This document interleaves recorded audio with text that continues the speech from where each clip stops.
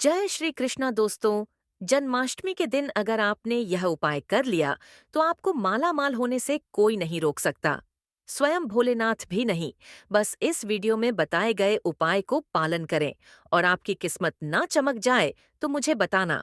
लेकिन वीडियो पूरा ही देखना। तो दोस्तों, वीडियो को शुरू करते हैं। पंचांग के अनुसार भाद्र मास के कृष्ण पक्ष को अष्टमी तिथि शुरुआत 26 अगस्त की रात 3:29 पर हो रही है। 27 अगस्त रात 2:19 पर समाप्त होगी। ऐसे में 26 अगस्त 2024 को कृष्ण जन्माष्टमी का व्रत रखा जाएगा। हर साल भाद्रपद मास के कृष्ण पक्ष की अष्टमी तिथि को कृष्ण जन्माष्टमी मनाई जाती है। द्वापर में भगवान श्री कृष्ण का जन्म भाद्रपद की अष्टमी तिथि मध्य रात्रि में हुआ था। विष्णु के अवतार श्री कृष्ण के प्रकट होते ही जेल की कोठरी में प्रकाश फैल गया। कृष्ण के प्रकट से सभी देवताओं की शंखनाद बज उठे। दोस्तों, जन्माष्टमी व्रत महत्व। शास्त्रों में जन्माष्टमी के व्रत को 1000 एकादशी व्रत के समान माना गया है। 100 बार गंगा स्नान करने का जो पुण्य मिलता है, मात्र जन्माष्टमी का व्रत करने से प्राप्त हो जाता है। रात्रि जागरण का विशेष महत्व है, इसीलिए रात में जागरण करके भगवान का भजन कीर्तन करना चाहिए। भविष्य पुराण में इस व्रत के संदर्भ में उल्लेख है। जिस घर में श्री कृष्ण का व्रत किया जाता है, वहां अकाल मृत्यु गर्भपात, किसी भी माँ के बच्चे गर्भपात में नहीं मरते। जो एक बार भी इस व्रत को करता है, उसे श्री कृष्ण का आशीर्वाद प्राप्त होता है। वह प्राणी संसार के सभी सुखों को भोग कर बैकुंठ लोक में वास करता है। जन्माष्टमी पूजन विधि। हिंदू धर्म में भगवान श्री कृष्ण की पूजा सभी संकटों से निकालकर सुख समृद्धि ऐश्वर्य सौभाग्य का वरदान देने वाली माना जाता है। जन्माष्टमी के दिन प्रातः जल्दी उठकर स्नान आदि से निवृत्त होकर स्वच्छ वस्त्र धारण करके इसके बाद पूर्व या उत्तर की ओर मुंह को करके व्रत का संकल्प ले। अगर उत्तर पूर्व में भगवान श्री कृष्ण को लगाया जाए तो अब आप अपने जीवन में धर्म युद्ध में खड़े हैं, कर्म क्षेत्र में खड़े हैं, तो वहां आपकी जीत सुनिश्चित है और आपकी जितनी भी परेशानियां हैं उन्हें श्री कृष्ण दूर कर देते हैं। भगवान श्री कृष्ण की मूर्ति या चित्र पालने में स्थापित करें। पूजन में देवकी वासुदेव बलराम नंद यशोदा आदि का नाम जपे। रात्रि में 12 बजे के बाद श्री कृष्ण का जन्मोत्सव मनाया जाता है। जन्माष्टमी में श्री कृष्ण को पीले चंदन का तिलक जरूर लगाए।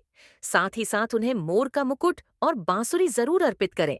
श्री कृष्ण को पंचामृत से अभिषेक करके नए वस्त्र अर्पित करें। तुलसी डालकर माखन मिश्री व धनिया की पंजीरी का भोग लगाएं।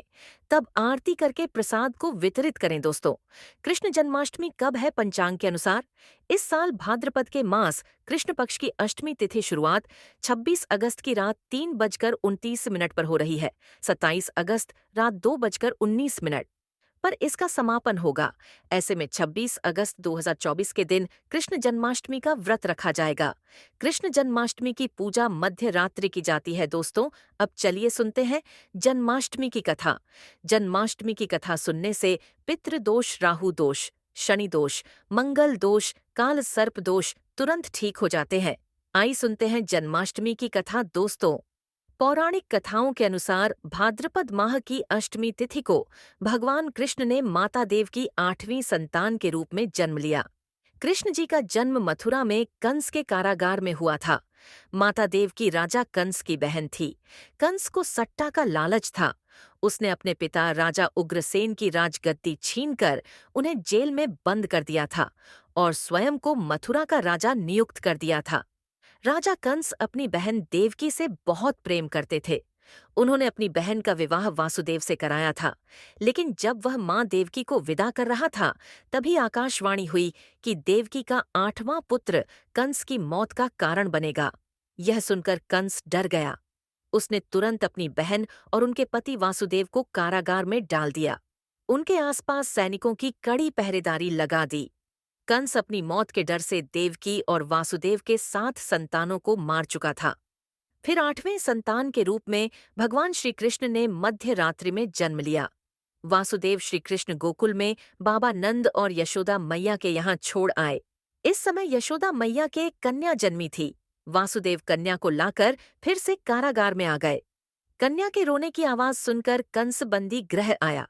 वह कन्या को देवकी और वासुदेव की कन्या समझकर उसे मारने चला, लेकिन वह आकाश में उड़ गई और फिर से आकाशवाणी हुई कि कंस को मारने वाला अब इस दुनिया में पैदा हो चुका है।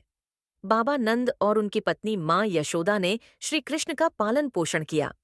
राजा कंस ने श्री कृष्ण का पता लगाकर उन्हें मारने की खूब कोशिश की, लेकिन कंस की सारी कोशिश विफल हुई और कृष्ण जी को कोई मार नहीं सका। अंत में श्री कृष्ण ने कंस का वध किया, राजा उग्रसेन को फिर से राजा बनाया। इस तरह से जन्माष्टमी की कथा पूरी हुई। दोस्तों, जन्माष्टमी में भूलकर भी न करें। यह गलती जन्माष्टमी के दिन भूलकर भी तुलसी की पत्ती तोड़ने से बचना चाहिए।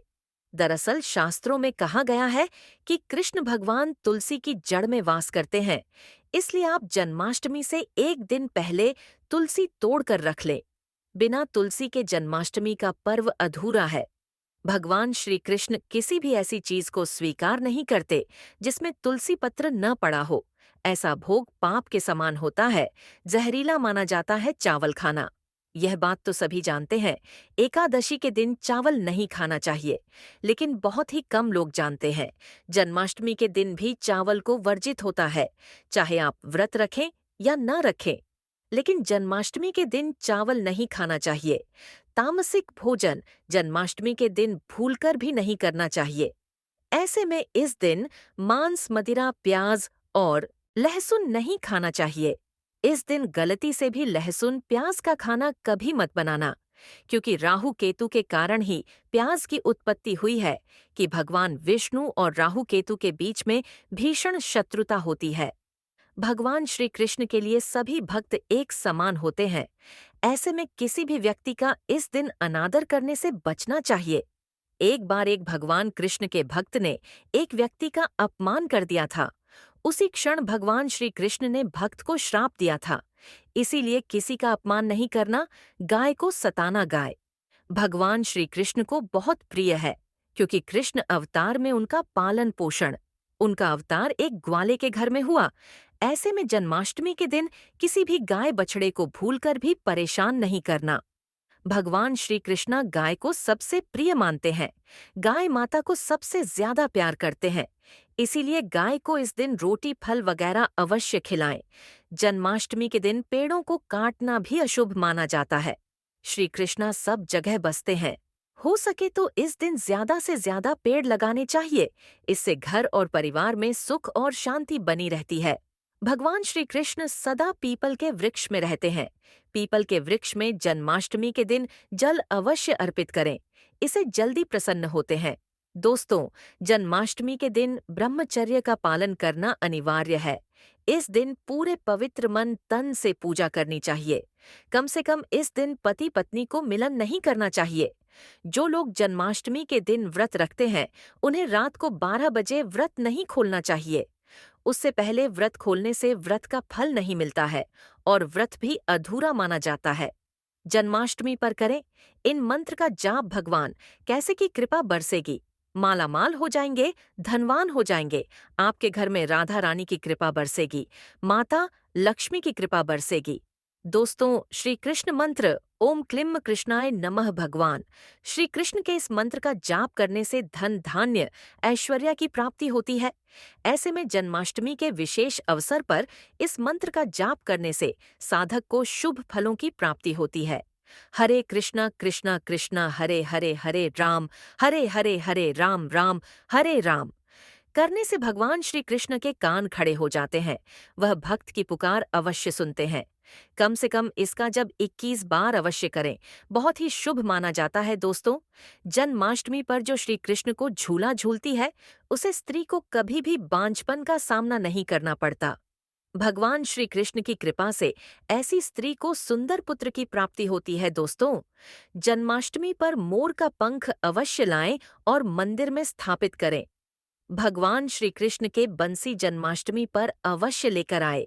अगर आप व्रत रख रहे हैं तो भगवान श्री कृष्ण के खिलौने जरूर लेकर आना, इसे लाना मत भूलना। इस दिन गलती से भी गिफ्ट के तौर पर भगवान श्री कृष्ण को उपहार में कभी मत देना, इससे घर के लक्ष्मी रुष्ट हो सकती है। जन्माष्टमी के दिन सोना, चांदी, पीतल, तांबा की खरीदारी कर सकते हैं। जन्माष्टमी के दिन भोग में मक्खन तुलसी दल जरूर डालें और वह भगवान श्री कृष्ण को अर्पित करें। दोस्तों, जन्माष्टमी के शुभ अवसर पर करें नमक का विशेष उपाय। दोस्तों, नमक का यह उपाय करने से आपके समस्त पाप नष्ट हो जाएंगे, गरीबी दूर हो जाएगी, आपकी नौकरी लग जाएगी।